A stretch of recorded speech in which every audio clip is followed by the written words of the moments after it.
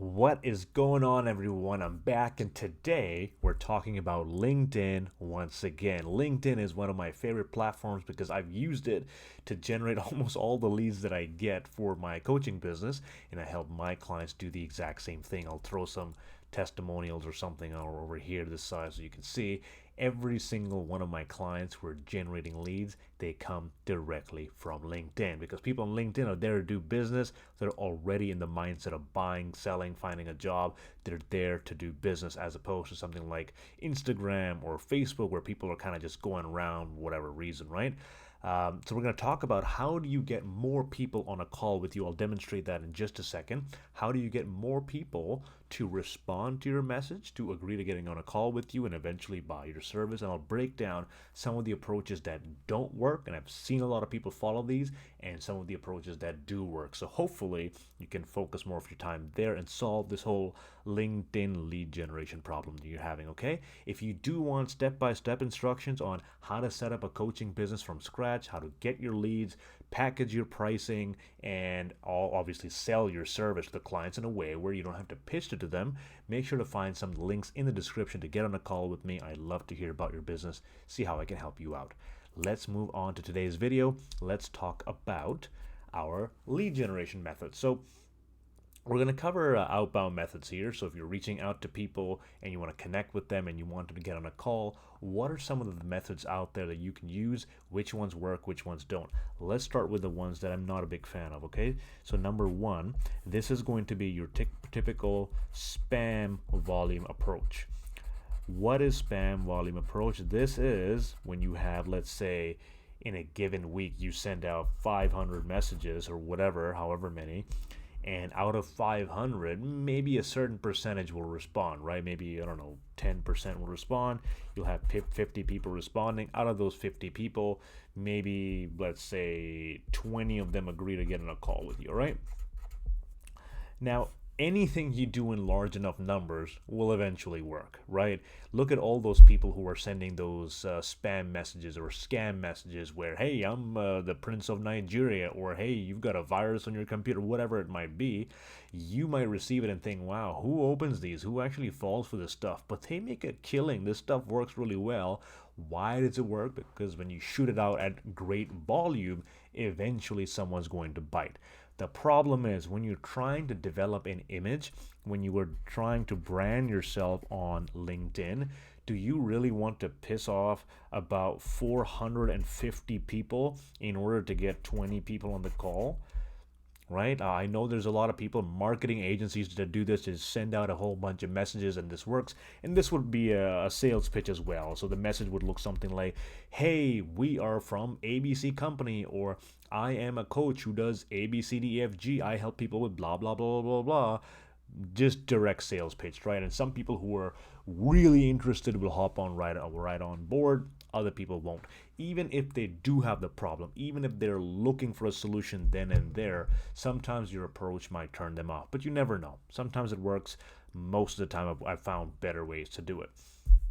The second thing is similar. It's a volume approach, but it's not a spammy thing. Okay, so it's not so much like, hey, I'm selling you my service right in the first message. It's not quite that, but it's kind of close. So what this would look like is you send, again, 500 messages and you say, my name is whatever. You introduce yourself. I saw your profile was interesting. Now, these messages are always very general, right? It's like when you have to send 500 messages, you can't be personal to everyone. My name is whatever. Your profile looked interesting. I'm currently helping people with whatever. If you're interested in that, please book a call, or here's my calendar link, whatever. They'll do that, okay? Now, again, this also is not a great approach, but it has, I found similar results, that people have a calendar link right in the first message. They're interested. They might jump on a call with you, but the problem is a lot of people will jump on a call with you looking for free advice. They're not qualified. They're just about any people out there. You don't know if they have the money to afford your service. You don't even know if they have the problem. You'll have a very high no-show rate. So a lot of people will book a call with you. When it comes time to show up, a lot of them just won't show up because they don't know who you are. You've got no relationship built with them, and it's a pretty difficult sell too. Imagine sending a complete stranger a message, they get on a phone and trying to sell them. You know nothing about each other, right? There needs to be trust, and if you're selling a multi-thousand-dollar package, you best hope you need a better strategy than just sending some stranger a few messages, hopping on a call, and thinking you can get $5,000 out of them, right? You need to be a little smarter. So spam approach, volume approach with a little bit of personalization and a calendar link, I'm not a fan of that, okay? Another thing you can do, and this is something that's worked really successfully for mine, is just a info interview approach.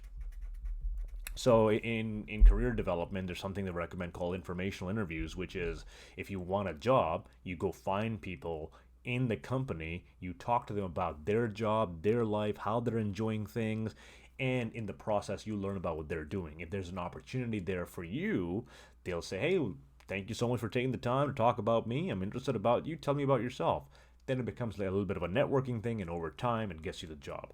It's very similar here as well on LinkedIn. So instead of saying, hey, I can do this, I can do that, instead of being transactional, the purpose of this is strictly networking, okay? So you may reach out to someone and say, I just want to learn about what you're doing. So let's say you are a career coach and you help people find jobs. So instead of saying, hey, my name is ABC, I'm a career coach, I've done this for 15 years, I can help you with this, blah, blah, blah, blah, blah, it's going to come across really salesy. Instead, what you can do is an informational interview. Hey, I notice you're currently looking for work. You have the little green symbol there, looking for work. I'm just doing some research, or I want to learn more about what challenges job seekers are having in the market. Would you be open to having a conversation? Just something as simple as that, right? So you're just hoping to learn. There's nothing to sell, and you really have to make sure there's nothing to sell, okay? Because if you say that, hey, I'm just hoping to learn, and they get on a call with you and you turn that into a sales pitch, that is going to be very disingenuous, right? So you need to make sure you're going in with the intention of wanting to learn. And over time, as you network with people, you network with enough people, eventually people will be like, I like what you're doing, I think you can help me, and they will convert over. So this is probably the most effective way in terms of building relationships with people. Think about this. If you're a coach and you're going to be coaching people, you're going to be working with these people for a couple of weeks, right? Do you really want to build a relationship with them based on a random message and one call and then get started working with them for the next 8, 12 weeks, whatever, without even knowing them? I know so many clients of mine who've done this previously where they get these nightmare clients because they didn't vet them enough. They only talked to them on the one call, they closed them on the one call, and now they're stuck with them for the next 8 to 12 weeks. Maybe they are not compatible, maybe they don't have the same style, maybe they learn differently. All these things have to be taken into account. So the easiest way for you to get good clients, increase the rate at which you close your clients, is going to be to take a networking approach to your lead generation strategy, okay? Because if you're trying to be a coach, you don't want to be sleazy, right? No one wants to be sold to. Everyone wants to buy. No one wants to be sold to, okay? So take the informational interview approach. Now, when all of these things you're doing through the direct message, right? So you're sending them a connection request with a note, you're sending them a DM, you're sending them a DM, you're sending them a DM. Now, let's say you're trying all these things, but the response you're getting is not high enough. People aren't responding to you, or maybe a very low percentage of them are responding to you. Why?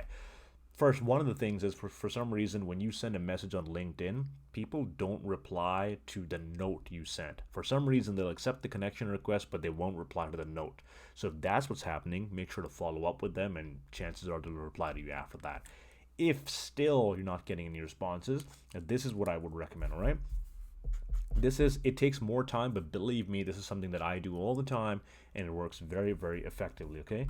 So commenting, and then create value, and then you reach out. So it's kind of a three-pronged thing. What does this look like? So let's say your name is John, and you're trying to reach out to Mark, okay? Mark has never heard of you before, never. And all of a sudden, he gets a inbox from you saying, hey, I want to learn about you, whatever. Even if you're trying this method, right, the one that works really well. If you say, hey, I just want to learn more about your challenges, would you be open? If they have a burning problem right now they need help with, they'll probably agree to it. Or even if they're mildly curious looking at your profile, they might agree to it. But let's say you sent them a message and they're not replying. A lot of people don't want to do favors to a stranger, right? Unless there's something in it for them. So a lot of people say, well, give them free advice on the call.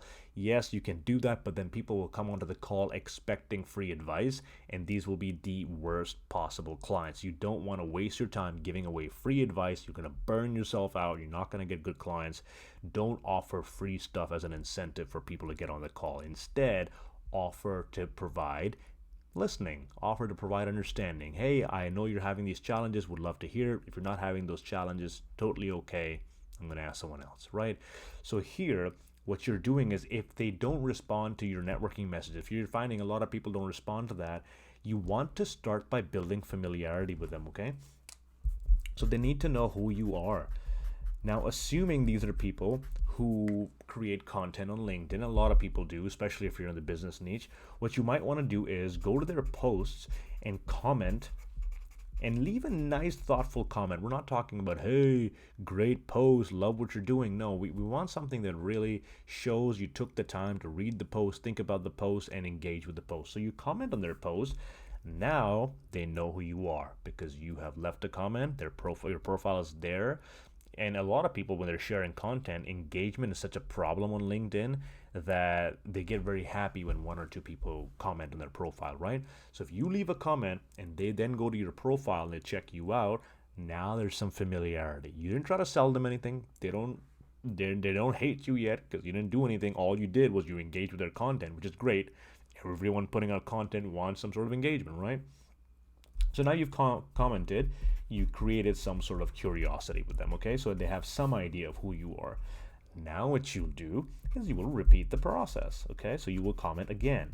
You can track this. I track it with my clients as well. We make sure that we know who we're commenting on, how many times we commented, what kind of value we're building. And that's exactly what you're doing. You are building value.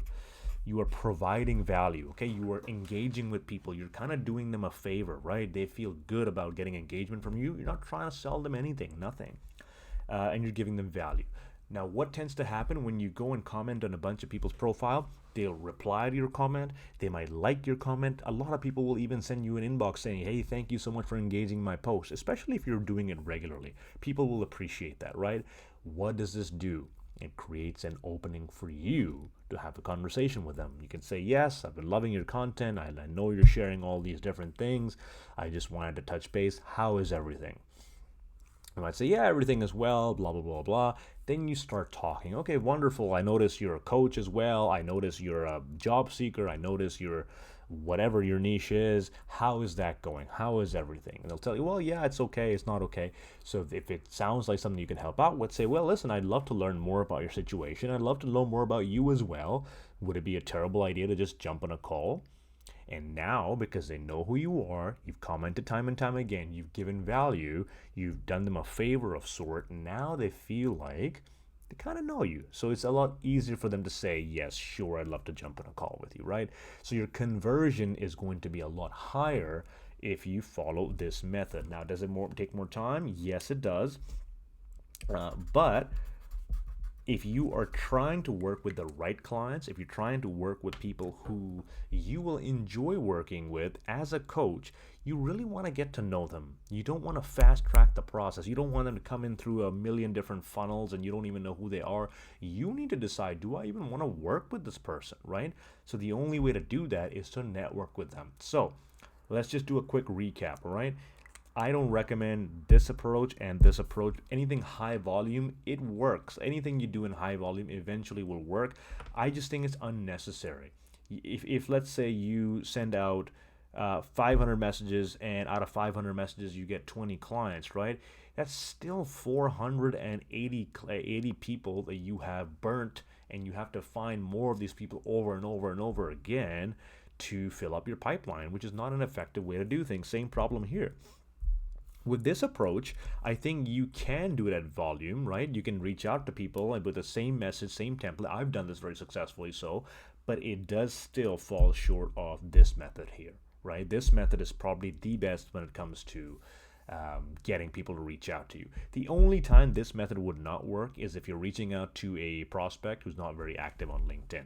So if they're, let's say they haven't made any content, they haven't really done much, you might need to find some other way to connect with them. Hey, I just noticed you're part of this university, or you're part of this group, you're attending this event, I wanted to reach out, see what's going on, that kind of thing.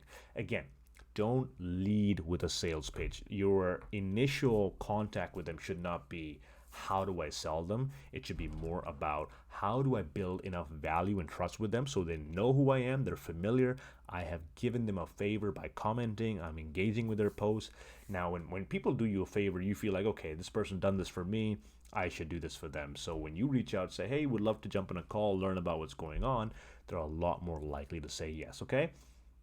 This is the approach that I would recommend for most people. Try this out, go and comment, add value, and then reach out to them, or they'll reach out to you, one or the other. You can say, hey, I've been following a lot of your posts, finally thought I'd hit the connect button and see what's going on. How is everything? They know who you are. You've commented on their post 4 or 5 times. They're a lot more likely to respond to you. Now, I don't want you to sell everybody at this stage. Not everyone's going to buy, and not everyone should be convinced to buy, okay? I've had people that I talked to, let's say in October, right? And I was chatting with them, blah, blah. Everything is going fantastic in their business. They don't need anything. They don't need my service. Great. Fantastic. So glad you're doing well. Thank you for sharing your perspective with me. After we got on a call, 2 months, 3 months, 4 months down the line, they're following my content. They know who I am. And eventually when they decide, I'm not getting as many leads, I am not happy where I am with my business, I know this Yasser guy, he's been doing this over and over again, he's been doing this for a while, I've spoken to him, I know him, I think I should reach out to him and see if he can help me. So you see how taking the time to build relationships really is the way to go. That's what I recommend to do, okay?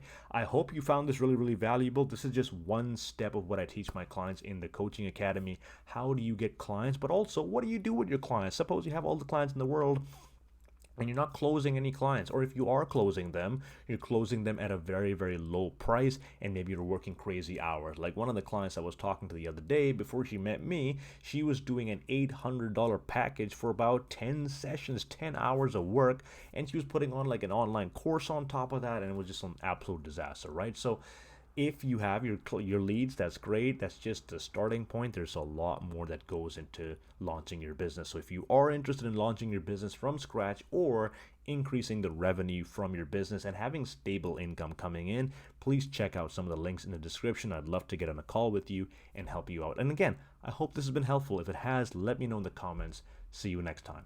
Take care.